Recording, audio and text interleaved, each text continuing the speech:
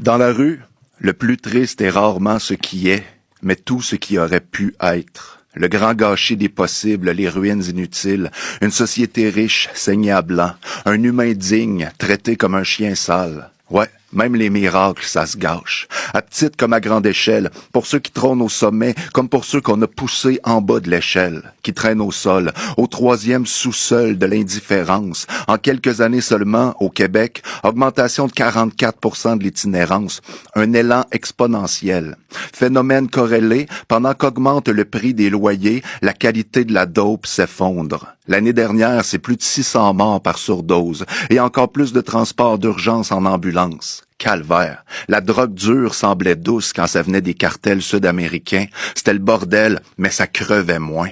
Avec le fentanyl, le dilodide et autres dérivés pharmaceutiques, ça se crache vite, ça meurt à vue d'œil, sous nos yeux, dans les ruelles, entre les seringues et le désespoir, à l'ombre des campements de fortune où la fortune n'est pas pour eux.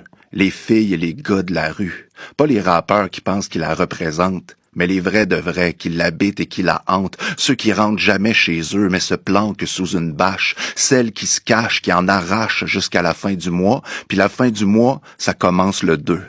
C'est un autre genre de défi 28 jours. Ne pas savoir si on pourra se rendre au lendemain, ça te garde dans l'instant présent. Namasté.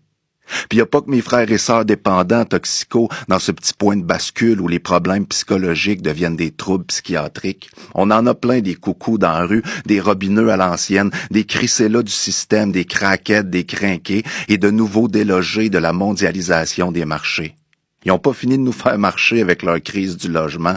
Il n'y a pas de crise. La crise implique un effet de surprise et rien n'est plus prévisible que la pénurie de logements qui revient plus chronique qu'une pub de bière au Super Bowl. Ça relève même pas de la science économique, ce n'est que des mathématiques de base, la simple lecture des rapports démographiques. Nos bouffons du municipal, nos clowns du provincial et nos saltimbanques du fédéral nous ont préparé ce chaos en toute connaissance de cause. Et de cause à effet, ça va nous coûter un bras, une jambe et quelques milliers de citoyens, comme Danny, Yasmina, Tigidou Saint-Denis et tous les généreux avec qui j'ai passé un peu de temps dernièrement, dans l'immense luxe de préparer mon prochain roman. Eux, elles, doivent se préparer à la fin de l'automne, qui deviendra vite un hiver. Et comme la pandémie a bousillé le marché de la quête, les a privés de monnaie, comme des bordées de désespérés viennent grossir leur rang dans les ressources débordées de partout depuis trop longtemps, puis comme de moins en moins de gens ont le temps de leur offrir un sourire, un sandwich, un peu d'argent, ils feront comme ils peuvent, qu'ils vantent, qu'ils pleurent ou qu'il pleuve.